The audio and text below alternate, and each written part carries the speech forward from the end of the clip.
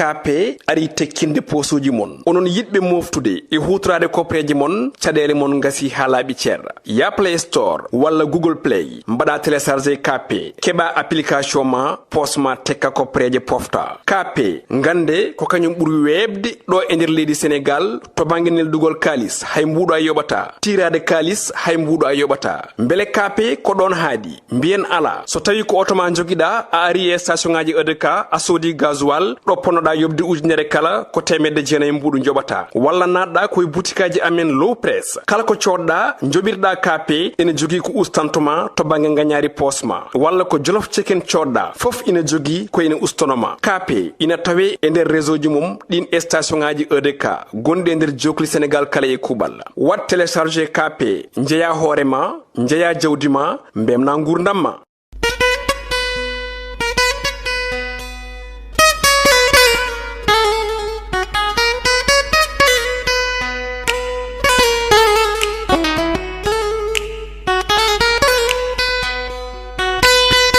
Assalamu alaikum hettiyankoɓe biyankoɓe ayaw Piindi TV bisimilla mon e roɓindu jayndeli moɗon weltare min dañta e kala saaha huccide mon noon kadi min dañiri weltare oɗo subaka alarba hannde koyɗon yo Allah waɗanin jaam goto fof salminama inde ko noon manama e jettode serenɓe men jettaka e laal gotol calminama juura berta juuɗe ñaga duwaw yuppo e Sénégal aduna o foof mborosa holluden caggal jaam duumo e nder leydi meɗen Sénégal e aduna o foof ɗum noon hettiyankoɓe biyankoɓe dañde weltare tan artude ɗo ete ɗum noon ko wiɗon tan hande ne jeeya ko ɓuri tengtude e jayndel ɗi ko ganduɗa waɗama inauguré gam tan ɓurde wadde déchangorge walla ɓurde hoybinde ya garta nder Dakar o kono kadi faaɗo ƴewtindaɗo ɗo wo ɗum ma en gar hen goɗɗum ko banggue politique ɓe mbi ɗo yeewi askan wi oɗo saaha nani sekade konngudi Amadou Ba nani nder jayndeli ɗi ha fausse gynécologue mo ganduɗa ko binoɗo ko gynécologue mo ganduɗa ete oɗo saaha nani fawa juuɗe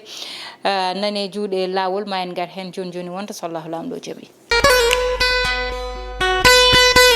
non tigi bisimilla mon garten udditiren jayde gendire le soleil jayde le soleil oɗo saaha onji yette ko ganduɗa ete hollirama ɗum noon ɓe mbi tan jalon de plus woni kadi taɓande hesre nde ganduɗa gardiɗo leydi ndi fawi ɗum gam tan ɓurde wemnude ya garta Dakar o kono kadi ne anda Dakar ne faaɗite ne heewi entreprise aji ɓe mbi noon hangar mo ganduɗa yete ko hangar mawɗo waɗama inauguré ene tolni capanɗe jeegom e ɗiɗi piccal joyi hectare uji kono kadi ɓe mbi tan o ɗum ɗon ene waɗe ko tolne capanɗe joyi ɗiɗi hangar uji e ko tolni tan atelier ji tolniɗe temedde nayyi ma waɗe tonete gam tan hewɓe mbawa faade toon yete gam Dakar ɓuura wawde hoybude seeɗa ina jeeya hen kadi ko tolne capanɗe jeetati magasin ji ɗi ganda ma fewde toon ɗum noon gardiɗo leydi ndi waɗi ɗum inauguré ɗum noon koko ganduɗa yete tan ko taɓal kesal ngar jayde gendire arti oɗo subaka garane jayde l'observateur noon ari oɗo subaka wi tan ko fawa e jungo ɓe pawi e drogue to ganduɗa woni Bakel hakkude Sénégal e Mali wona drogue kono noon explosif ko ganduɗa ete woni ko wiyete ko wayno bombe en walla ko way noon kono kadi ko ganduɗa ete ko détonateur uji capanɗe jeetati détonateur uji ganda heftama e ɓeɗon wat boniyankoɓe mbawi noddirede nonete e kay ɗum ko hakkude Sénégal e Mali ɓe tetti ɗum ɓe mbi noon ko tolne ressortissant ji walla tan ɓiɗɓe Mali tato ko hen jeyano ɓeɗon pawama juuɗe ɓe mbi Ousmane Sonko oɗo saaha kay ka yette eɓe mbawi wiide seki ko walla mbiyen isolement volontaire ɓe ne wawi wiyede nonete e to banggal politique saabi ɗum noon dialogue mo ganduɗa o salimo ɗum te wondiɓe makko hewɓe hen jaaɓi ɗum ɓe mbi noon ɗum ɗon ko conséquence uji ɗi ganduɗa ɗo joni koye yewede tigui o fayi kanko oɗo mo ganduɗa woni Ousmane Sonko ɓe paye goɗɗum cocktail molotov ɓe ganduɗa ete ko fewdannoɓe gueɗe ɗe ganduɗa yete moƴƴani walla tan ko gueɗe ɗe ganduɗa ne wawi addude caɗele ɓeɗon noon oɗo saaha ɓe naggama kono kadi goɗɗo naggama ɓe mbi oɗon noon hesɗini kadi enquête o ɓe garte oɗo Sophie docteur Sophie mo ganduɗa ko fausse gynécologue oɗo saha komone juuɗe lawol ma en gartu hen e nder jayde ɗi jayde Walfadjri kañum noon wi tan ko Ousmane Sonko seeki oɗo saha kay contrôle judiciaire sabu so wiyanoma hoto ya caggal leydi ne wawi wiyede kay yiyama natal makko walla yiyete ne wawi wiyede o wirtima frontiére hakkude Sénégal e Gambie hollidde tan contrôle judiciaire oɗon ɗo joni gasi ha laaɓi cer kanko Ousmane Sonko ɓe mbi jayde Les Échos kañum noon oɗo subaka ari tan ko wiide to tribunal to yete ko tolne cabinet ji jeegom tan mbatta fonctionné oɗo saha ɗum noon nayi ɗi mbaɗani fonctionné wadde noon so nde ɗon limore fof waddama wonta ko cabinet ji sappo foti wonde ɓe mbi ko jeegom tan mbatta fonctionné oɗo saha ɓe mbi magistrat instructeur e tan ɗo joni koɓe watɓe déborde saabu liggeyaji moɓe keewi saabu ko tolne temedde joyyi dossier ji nane juuɗe moɓɓe te kamɓe jeegomo ɓeɗon tan mbawi wadde ɗum ɓe mbi 6e et 7e 6e et 8e cabinet wo oɗo saha kay kamɓe liggey ala toon walla tan ko place mo ganduɗa yete nana weeya ɓe mbiyete ko fayyete 9e et 10e moto cabinet wo kam ɓe paamani holko saabi waɗani fonctionné ɗum tigui woni namdal addangal e jayde Les Échos garen ha joni caggal Les Échos e jayde direct news ɗon ko konngudi Amadou Ba tawete ɗon on ji saktoɓe kabaruji ne tottimo micro ji mabɓe ɗum noon o addi konngudi makko ko tan wiide militant ji ɗi yoɓe nangan président Macky Sall saabu kanko Amadou Ba kala jiɗɗo nangandemo a nanganto koyngal président Macky Sall o wi noon kanko Amadou Ba o wi tan o wi Khadim Dia yo ar nangana jungo APR naata e nder ɓeɓe ganda kamɓe goni Benno Bokk Yakar saabu ko ɗon tigui woni place makko saabu kala jiɗɗo wallidemo kanko Amadou Ba ballita ko gardiɗo leydi ndi saabu ko ligguey leydi ndi noon goɗɗo liggaki ɗum woni konngudi kanko premier ministre Amadou Ba garen ha joni jayde quotidien le quotidien ɓe mbi kay conflit d'intérêt tigui woni e nder Yewwi Askan Wi oɗo saha saabi ɗum noon ko dialogue mo gardiɗo leydi ndi nodditi o ɓe mbi ma jeeye hen ɓe mbi jeyetake hen ɓe mbi noon oɗon dialogue ne wawi segde coalition mo Yewwi Askan Wi ɗum noon woni ko ganda nane nder jayde quotidien le quotidien garen ha joni jayde libération noon e oɗo subaka ari tan koye oɗo ɓiɗɗo debbo mo kalden haala mum nane jayde l'observateur kanko noon libération ari hen ko ɓuuri yajje kanko oɗo ɓiɗɗo debbo noon ɓe mbi o wiyete tan ko wiyete kanko docteur Mariama Sall kanko noon ko o waɗi formation gynécologique kono noon mataw ne wawi wiyede kanko ƴetti walla mbiyen kanko oɗo o waɗantuno sukaɓe woɗɓe ko fayiyete e tan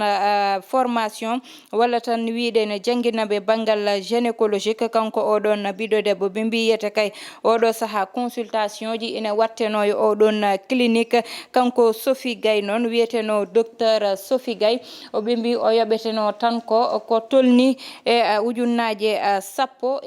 ɗiɗon ujunnaje 12 noon ɓe mbi ko tolne yimɓe 10 ha 12 ina garanno notitade e oɗon yette clinique ngam wadde consultation gynécologique mumen goto fo noon ina yoɓanno ko tolne 600 pour consultation ɓe mbi noon so ɓen gari ɓe mbiyaɓe oɗon jogui rafiji ɗiɗon rafiji oɗon poti wadde ɗum traité tawa noon oɗo ɓiɗɗo debbo kanko hay formation gynécologique o waɗani kanko oɗo biyeteɗo Sophie Gaye kono noon koye internet to banggue TikTok o waɗanno yete o hewno noddide yimɓeɓe ɗum noon woni ko ganda saabi o fawa juuɗe oɗo saaha kanko ɓiɗɗo debbo oɗon ɓe mbi goɗɗo mo ganda nane juuɗe lawol caggal 3e retour de parquet kanko Babacar Touré mo kewulo oɗo saaha kay ɓe mbi ko o nawama to ganda woni to hôpital principal saabi ɗum noon ko mataw cellal ɓandu makko yarani noon ɓe mbi oɗo gérant to ganda kañum woni Bambilor ko gérant mo station essence kanko noon ɓe mbi tan ko mataw ko wadduɗo maka e woɗɓe ne mbawi wiyede wat boniyankoɓe ɓeɗon ndewi ɗon ɓe mbaɗi simulé agression ɓe kaɓɓimo hawa ɓiiti ɓe nawi ko tolni million ngaji 25 kanko noon oɗo saaha o fawama jungo kanko oɗon ɓiɗɗo gorko hettiyankoɓe biyankoɓe garane jayde sunu lambo e oɗo subaka ari tan ko mo ganduɗa kañumne e duuɓi sappo dañani victoire ne wawi wiyede dañi hen ko 4 défaite oɗon noon woni Lac Rose kanko Lac Rose noon ɓe mbi ne wawi innirede mbir mo ganduɗa koyɗe mum koko koybi walla tan koyɗe muɗum koko dañi caɗele garane jayde stade coftal ɓalli uddata damal oɗo subaka jayde stade noon ari e Gana Gueye wiide tan Gana Gueye oɗo sahane dañi caɗele no fewi yittude hoore mum toon to diwan mo Angleterre mo ganduɗa ruttimo toon ɗum noon woni ko ganduɗa eteɓe gari hen kono kadi ɓe gari e goɗɗum woni hakkude Arsenal ɓe mbi ƴettiti leadership o e jungo muɗum ɓe mbi Manchester City noon ko hande kikiɗe tigui faɗete saabu match mo oɗon ko hande kikiɗe dañata so Allahu lamɗo jaaɓi ɗum noon mbiyen tan joni joni gudditan hello wongo so Allah lamɗo jaaɓi. noon tigui garten e jayde libération ko ganduɗa haalama hen oɗo ɓiɗɗo debbo garen hen no ɓuuri labtirde kanko wiyete ko Sophie Gaye noon wonanno koye TikTok omo waɗa live yi gam jeygu makko nguɗon jeygu noon ko faye gueɗe ɗe ganduɗa wiide rewɓe ɗum ɗo ne wawi walliddema mbawa yawde ƴettude reedu ɗum ne wawi lawjude reedu ma ɗum ne wawi safrude naggam jarata ko naggam on ji ɓe mbi ko ujunnaje 12 o yoɓeteno e oɗon clinique mo ganduɗa consultation ji ɗi hayso tawi soma haala e konnguɗi makko sa heeɗima ɗum nanata ko wiya garata ko ɗo e clinique o sa ari hen ma waɗane consultation maɗa no hannirta ni kanko noon o waɗani formation gynécologique ko neɗɗo mo ganduɗa haydara o anda e ɗum ɗon o naati hen tan gam yeyde walla ko way noon ha addanimo hande caɗele o fawama juuɗe ɗum noon ko ha joni tan rentinde yimɓeɓe e ngal ɗon banggal saabu ne heewi hande ko neɗɗo yiyata gonɗo e internet ƴetta yette leɗɗe walla ko way noon wiya ɗum ɗo sa waɗi ɗum utiliser ma rewni marketing koko ganduɗa neɗɗo kala no wawi wadde ha yeeya produit muɗum jaranta ɗum ɗon addi caɗele ɗe hande jiiya baɗo no Aissata Ndiaye ina tiiɗi wonki ina jogui kongo ina jogui haqqille mo ganduɗa hay goto anda ko woni jooɗo ƴetta lekki wiya kiɗo lekki sa waɗiri ɗum utiliser ni ma totte ɗum ɗo ma waɗeni ɗum ɗo ko min wi noon mbeɗa jogui hen preuve aji ɓe mbaɗannomi ɗum naggam adda audio ji ɗi ganduɗa ko sehilaɓe mum tan mbaɗani ɗum ɗin audio ji keɗoɗe oɗo kanko waɗi ɗum utiliser o waɗi ni patati patata mbiya yumiyami naata hen gam jakede cafrugol ko hôpital waɗirte neɗɗo sa yiɗi safrade jahata ko hôpital walla jaaha clinique keptinaɗo mo ganduɗa ko gandaɗo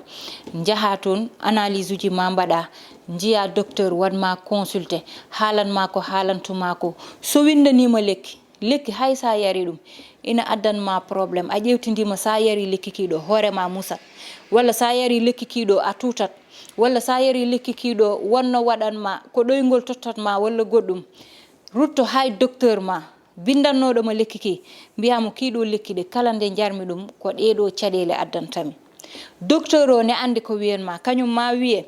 wadde arit ƴetta lekki gotki tottuma walla somi yari ɗum koye reedam ne heewi musde walla ɓerdam ne heewi musde walla somi yari ɗum heyɗin tam kala effet mo waɗi rutto hay docteur o kalana ɗum kañum ma andu no wat kono hande a yarat lekki ƴewtidoɗa sa yari gonta koye a dañat probléme ƴetta lekki ki ɓaara mbiya kiɗo lekki kay kala nde jarmi addantami tan ko caɗele somi yari ɗum hooram ndi musat walla somi yari reedam musat walla somi yari noppam ɗi gonta koye dirde tan ƴetta lekki arita wona noon nana goɗɗo wiya hande kiɗo lekki ne moƴƴe naggam jaaha coodaya automédication moƴƴani surtout wonɓe e internet ɓe yeeyoɓe e réseaux sociaux ji ɗi ɓeɗon ko marketing mumen mbatta so jooɗima kaali cikkata ko sa yari tan joni a sellat marketing produit mabɓe ɓe mbatta kala ko ɓe mbawi haɓe wadde haɓe jeeya ɓe mbaɗa ɗum haɓe jeeya enen noon poti finde ganden lekki neɗɗo windante ɗum ko hôpital sodoyta ɗum ko pharmacie lekki sottake e marché sottake e birtiɗo ne jogui kees ne wiye ko lekki naggam jeeyanmi walla ko ɗum jeeyanmi walla goɗɗum lekki ordonnance hôpital ummoto walla clinique sodoyte ko pharmacie pharmacie leɗɗe coɗoyte hettiyankoɓe yeebiyankoɓe nan ɗon waɓe no oɗo ɓiɗɗo debbo ni mbi tef e internet o e réseaux sociaux ji tiktok facebook banggue goɗɗo e goɗɗo ko wiɗon tan yo Allah waɗanen jaami kisal yen ɓeydo rentade addande koye amen caɗele surtout enen rewɓe ɓe e ngal ɗon banggal saabu debbo ne waɗi fragile no fewi ƴettude gueɗe wadde ɗum e ɓandu mum wadde ɗum e yeeso mum wadde yarde ɗum e foof yen nden to gueɗe baade noon yo Allah waɗanen jaami kisal tuttude wonadi gongol so Allah lamɗo jaaɓi bani moon Daba Aissata Ndiaye wonno heɗano ene banggal caméra o ko Djiby Dieng to banggue montage ko Ali Fall.